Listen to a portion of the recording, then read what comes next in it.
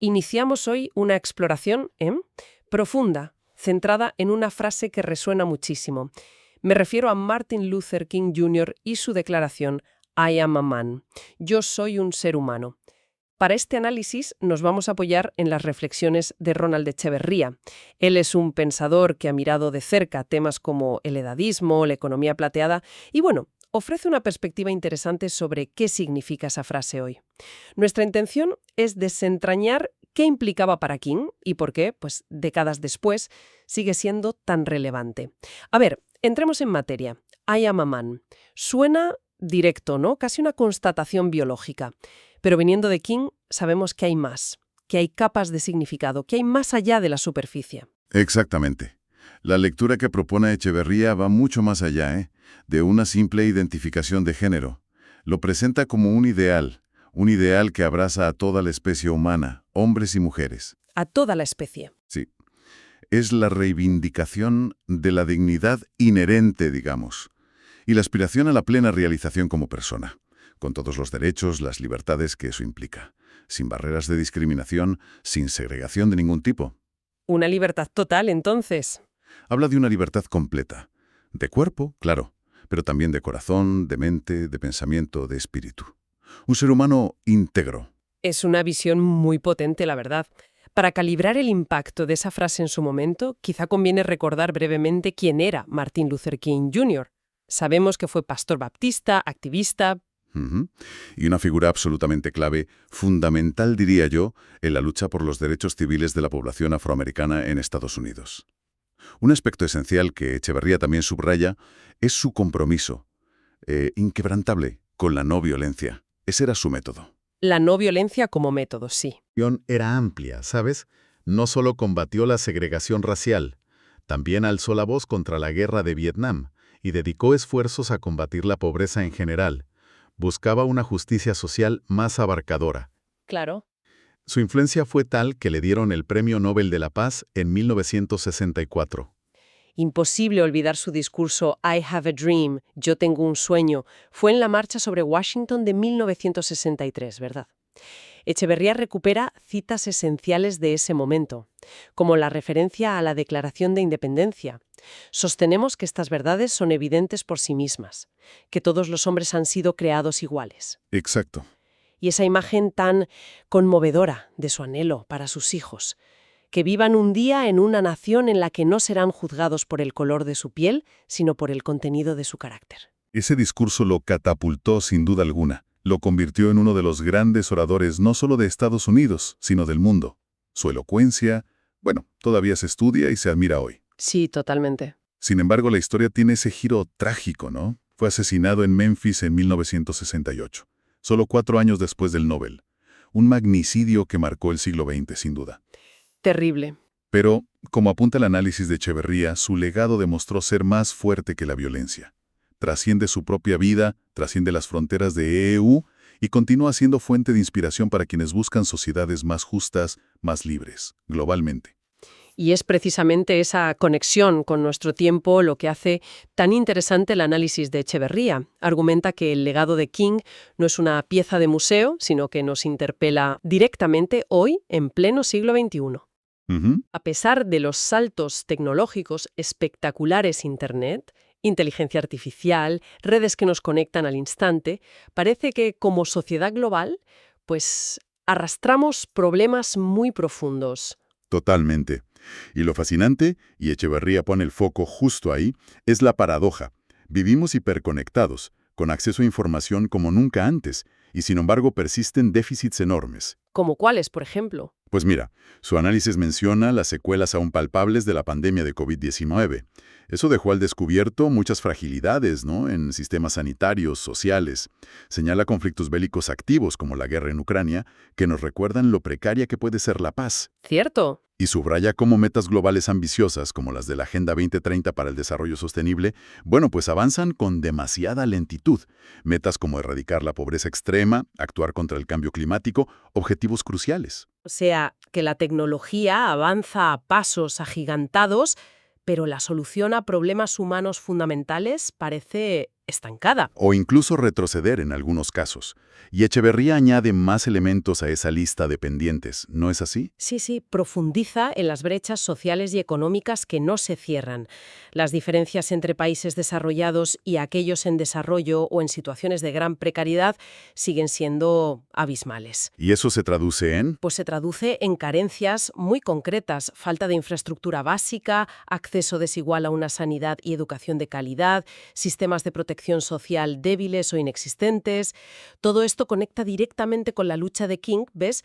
Porque significa que esa búsqueda de igualdad, de dignidad, de justicia social está muy lejos de haber terminado. Tiene todo el sentido.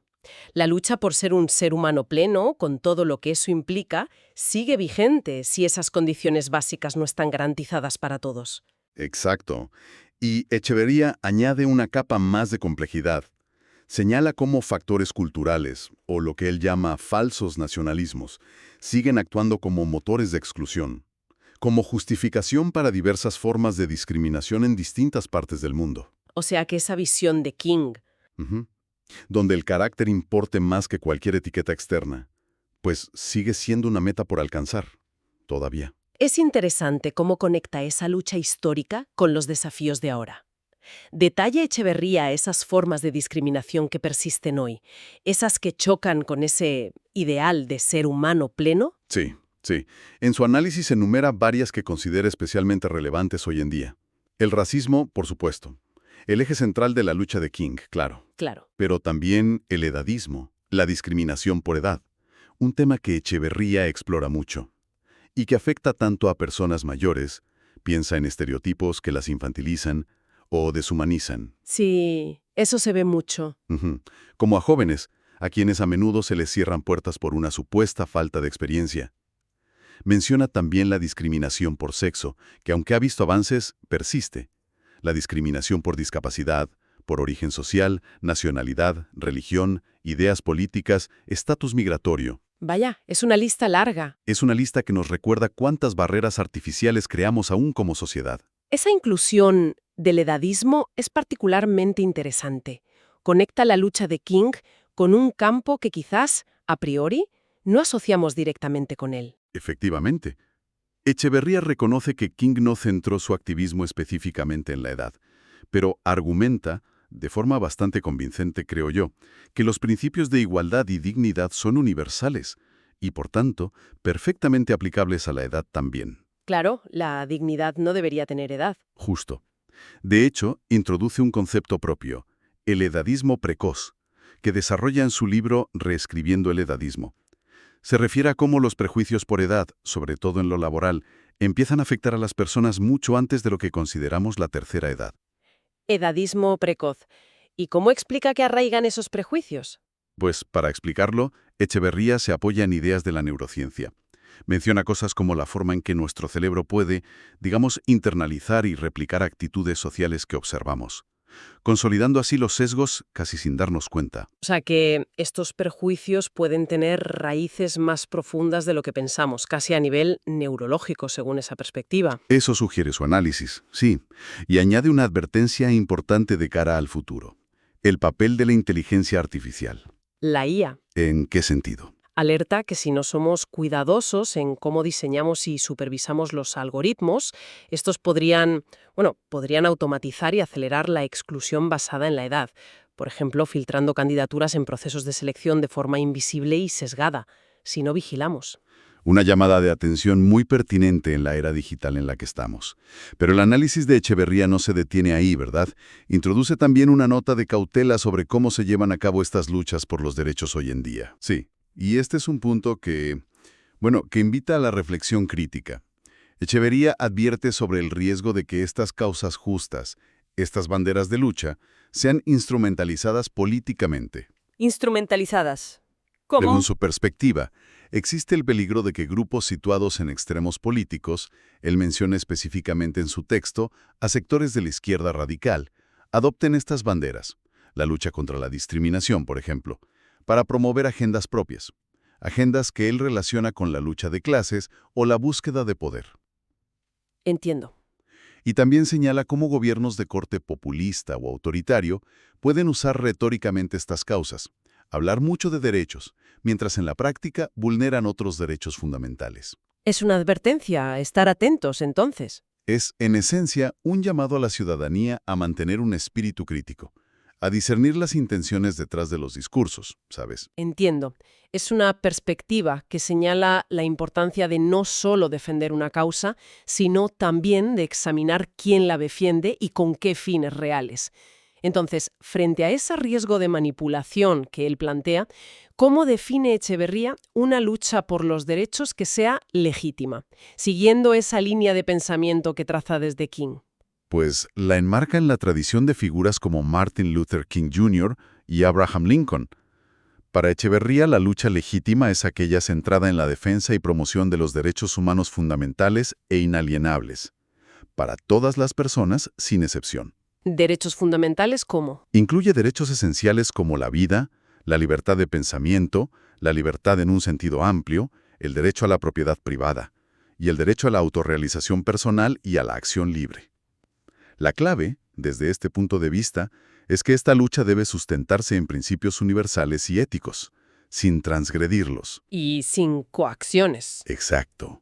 Debe operar sin coacciones indebidas del poder, salvo, claro está, aquellas restricciones mínimas y justificadas que sean necesarias para proteger el bien común y la sostenibilidad ambiental.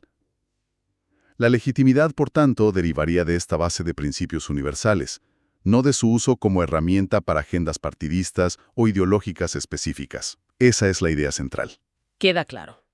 Recapitulando un poco nuestra conversación, basada en las reflexiones de Ronald Echeverría, la frase I am a man, de Martin Luther King Jr., es mucho más que un lema histórico.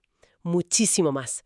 Es un recordatorio potente, vigente, de esa aspiración universal a la dignidad, a la plenitud y a los derechos humanos para todos y todas. Exacto. El análisis que hemos explorado nos ayuda a ver el legado de King no como algo estático, ¿sabes?, sino como una brújula ética y política, y extraordinariamente relevante para orientarnos en medio de los complejos desafíos sociales, económicos y las múltiples formas de discriminación que enfrentamos hoy. Desde las más antiguas, como el racismo, hasta las que Echeverría destaca como más sutiles o emergentes, como ese edadismo precoz que mencionábamos, que podría incluso verse potenciado por nuevas tecnologías si no tenemos cuidado. Entonces, la pregunta es, ¿cómo podemos llevar esto a la práctica? Las ideas de King, vistas a través de este análisis, claramente mantienen su fuerza, su vigencia. Y para cerrar con una idea que nos mueva un poco a la reflexión, Echeverría concluye su texto preguntándose algo importante. Se pregunta si realmente hemos interiorizado estos principios, si los aplicamos con empatía en nuestro día a día. Una buena pregunta. Si conectamos esto con todo lo que hemos discutido, la persistencia de las desigualdades, las nuevas formas de exclusión, los riesgos de manipulación de las causas justas, la pregunta que podríamos hacernos es, más allá de reconocer la validez de estas ideas, la importancia de defender los derechos humanos, ¿cómo podemos traducir activamente los principios detrás de esa idea de ser humano pleno en acciones concretas? Acciones concretas en nuestra vida. Sí, ¿cómo podemos usarlos para confrontar las injusticias y discriminaciones que presenciamos, incluidas esas formas nuevas o amplificadas por herramientas como la inteligencia artificial? ¿Cómo hacerlo en nuestro entorno inmediato y, bueno, en la sociedad en general? Esa es la reflexión que queda flotando.